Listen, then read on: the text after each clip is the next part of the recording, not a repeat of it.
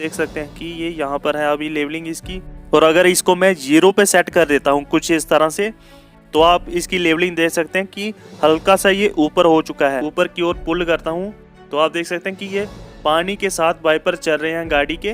तो दोस्तों आ चुके हैं हम प्लेलिस्ट की 5th वीडियो के साथ। तो इस वाली वीडियो में आपको बताने जा रहा हूँ कि आपको लाइट्स और वाइपर्स को कैसे कंट्रोल करना होता है। तो चलिए बिना किसी देरी के वीडियो को शुरू करते हैं।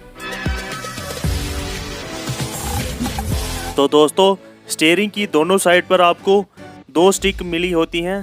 पहली स्टिक होती है वाइपर्स कंट्रोल की स्टिक लेफ्ट साइड, और राइट साइड होती है लाइट कंट्रोल की स्टिक। तो चलिए सबसे पहले वाइपर स्टिक को समझ लेते हैं, जिससे आपकी विंडशील्ड साफ होगी। तो बाद में हम इसको समझेंगे लाइट स्टिक को। तो सबसे पहले हम वाइपर स्टिक को समझ लेते हैं। तो वाइपर स्टिक पर आप देख सकते हैं कि बहुत कुछ लिखा होता है, जैसे mist, off, intermittent button, no button, high button, pull button. तो आपको इसको समझना पड़ेगा, तभी आप इसका सही से यूज़ कर सकते हैं। तो सबसे पहला आता है पुल बटन। तो पुल आपको इसको अपनी साइड करना होता है, कुछ इस तरह से आप देख सकते हैं। इस तरह से आपको इसको पुल करना होता है अपनी तरफ। तो अब देख लेते हैं कि पुल बटन के साथ वाइपर्स चलते कैसे हैं। तो मैं इसको ऊपर की ओर खींचता हूँ पुल बटन को। तो कुछ इस तरह से मैं इसको ऊपर की ओर पुल करता हूँ। तो आप देख सकते हैं कि ये पानी के साथ वाइपर चल रहे हैं गाड़ी के। तो पुल बटन इस तरह से काम करता है, और ये जैसे ही आप इसको छोड़ोगे तो ये ऑटोमेटिकली बंद हो जाएंगे वाइपर्स। तो अब बात कर लेते हैं मिस्ट बटन की। तो आप देख सकते हैं कि यहाँ पर मिस्ट बटन दिया गया होता है। तो फर्स्ट पे आपको मिस्ट बटन है, सेकंड पे ऑफ, नेक्स्ट इंटरमिटेंट बटन, फिर लो, फिर हाई।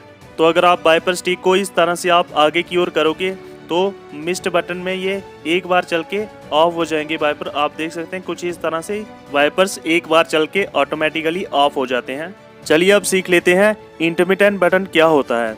तो इसमें वाइपर 3 सेकंड के लिए चलेंगे और फिर ऑटोमेटिकली बंद हो जाएंगे और फिर से चलने लगेंगे। तो आप देख सकते हैं मैंने इंटरमिटेंट पे सेट कर दिया है इसको। तो ये 3 सेकंड बाद अपने आप चलेंगे एक बार और फिर बंद हो जाएंगे 3 सेकंड के लिए, और 3 सेकंड के बाद फिर से चलने लगेंगे। तो इस तरह से इंटरमिटेंट बटन काम करता है। तो अब लो बटन की बात कर लेते हैं। तो आपको इसको नीचे की ओर करना है, और आप देख सकते हैं कि वाइपर्स की स्पीड बढ़ चुकी है। तो इस तरह से लो बटन काम करता है। और हाई बटन, इसको आपको स्टिक को नीचे की ओर करना है। तो आप देख सकते हैं कि वाइपर्स की स्पीड कितनी तेज हो चुकी है, और इनको ऑफ करने के लिए आपको ऊपर करना है। ये लो पे आया और ये इंटरमिटेंट बटन पे आया और ये ऑफ हो गया। तो ये वाइपर्स ऑफ हो चुके हैं। आप देख सकते हैं कि वाइपर्स ऑफ हो चुके हैं। और कुछ इस तरह से फ्रंट के वाइपर्स कंट्रोल होते हैं। और टॉप मॉडल की गाड़ियों में आपको रियर में भी एक वाइपर मिलता है। तो उसे आप कैसे कंट्रोल कर सकते हैं वो सीख लेते हैं अब। तो आपको यहाँ पर उसका डिफॉगिंग बटन दिया गया होता है, और वाइपर कंट्रोल में आपको यहाँ पर रोटेट करने का एक ऑप्शन दिया गया होता है, जैसे यहाँ पर लाइट में दिया गया है। तो इससे आप पीछे का भी वाइपर कंट्रोल कर सकते हैं। और आपको ये वाइपर स्टिक पे मिलेगा, जो कि हमारी गाड़ी सेकंड टॉप मॉडल है। तो यहाँ पर नहीं ऑप्शन मिल रहा है, तो यहाँ पर आपको डिफॉगिंग का ऑप्शन मिलेगा, और वाइपर स्टिक पर आपको वाइपर कंट्रोल करने का ऑप्शन मिलेगा। तो इस तरह से आप वाइपर स्टिक का सही से यूज़ कर सकते हैं। और ज़्यादातर जो आप यूज़ करते हैं वह पुल बटन होता है, क्योंकि आपको अपनी विंडशील्ड को साफ करना होता है। तो पुल बटन ही आपको यूज़ करना होता है, जिससे कार के वाइपर्स पानी के साथ चलते हैं और आपकी कार की विंडशील्ड को साफ करते हैं। तो दोस्तों अब सीख लेते हैं कि लाइट्स कैसे कंट्रोल होंगी गाड़ी की। तो अगर हम वाइपर्स की तरह ही लाइट स्टिक को अपनी ओर कुछ इस तरह से पुल करते हैं, तो आप देख सकते हैं कुछ इस तरह से अगर आप वाइपर्स की तरह ही लाइट स्टिक को भी अपनी तरफ पुल करते हैं, तो ये डिपर का काम करता है। आप देख सकते हैं कि ये सामने वाले से पास लेने के काम आता है। जब आप सामने वाली गाड़ी से 1 वे पे पास ले रहे हैं, तो आप इसे इस तरह से ब्लो कर सकते हैं। तो अब स्टिक की बात कर लेते हैं, लाइट स्टिक की।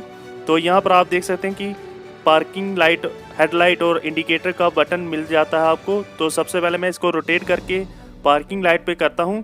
तो अब बाहर चल के देखते हैं कि पार्किंग लाइट कार की ऑन हुई है कि नहीं। तो आप देख सकते हैं कि सामने वाले दोनों पार्किंग लाइट ऑन हो चुके हैं। तो इसी तरह से पीछे वाले पार्किंग लाइट भी ऑन हो चुके होंगे गाड़ी के। तो आप देख सकते हैं कि दोनों पार्किंग लाइट ऑन हो चुके हैं और नंबर प्लेट वाली लाइट भी ऑन हो चुकी है। तो अब हम इसे रोटेट करके हेडलाइट पे सेट करेंगे। तो इस तरह से रोटेट करके मैंने इसको हेडलाइट पे सेट किया है। तो हेडलाइट ऑन हो चुके हैं गाड़ी के और इसे अगर मैं पीछे की ओर ऑफ की तरफ घुमाऊं तो ये ऑफ हो जाएंगे। तो अब ये लो बीम की हेडलाइट है, तो आप देख सकते हैं कि ये लो बीम की हेडलाइट है। तो इसे हाई बीम करने के लिए इसको नीचे की ओर इस तरह से आपको कुछ इस तरह से आप देख सकते हैं नीचे की ओर इस तरह से करना है। तो आपके सामने मैं अभी करता हूँ।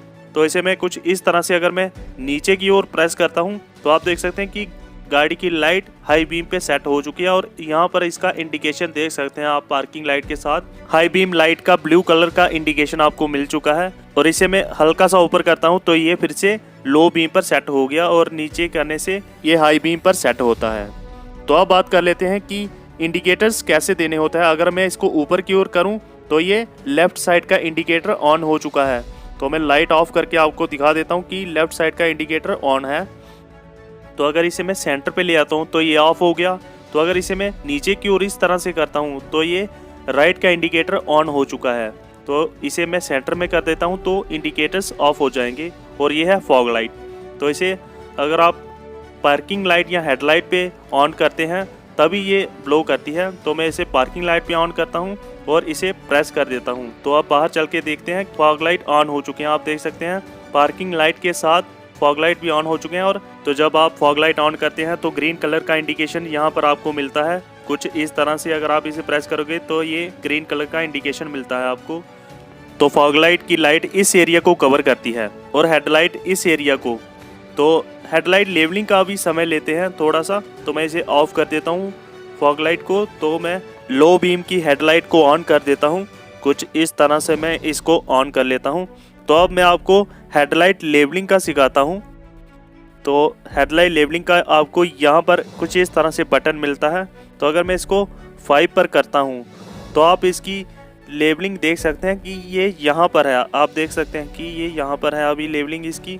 और अगर इसको मैं 0 पे सेट कर देता हूँ कुछ इस तरह से तो आप इसकी लेवलिंग देख सकते हैं कि हल्का सा ये ऊपर हो चुका है। तो आपको इसको तभी यूज़ करना होता है जब आपकी गाड़ी में पीछे लगेज वगैरह या पैसेंजर वगैरह बैठे हों। तो हेडलाइट लेवलिंग के बटन को और जानने के लिए मैंने इस पर वीडियो बनाई है, तो आप वह भी देख सकते हैं जो चैनल पर विजिट करके आपको मिल जाएगी। तो हेडलाइट लेवलिंग का बटन मैंने आपको समझा दिया है। तो अब इन दोनों बटन के बारे में बाद में सीखेंगे क्योंकि ये लाइट के रिलेटेड नहीं है।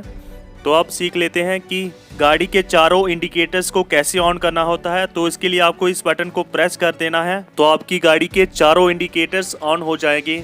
तो आप देख सकते हैं कि चारों इंडिकेटर्स गाड़ी के ऑन हो चुके हैं। तो अब सीख लेते हैं कि गाड़ी के इंटीरियर लाइट कैसे सेट होते हैं। तो अगर आप यहाँ पर इसको सेट करोगे तो ये डोर पर सेट हुआ है। तो जैसे मैं डोर को ओपन करूँगा तो ये ऑटोमेटिकली ऑन हो जाएगा और जब मैं डोर को बंद करूँगा कुछ इस तरह से तो ये ऑटोमेटिकली ऑफ हो जाएगा।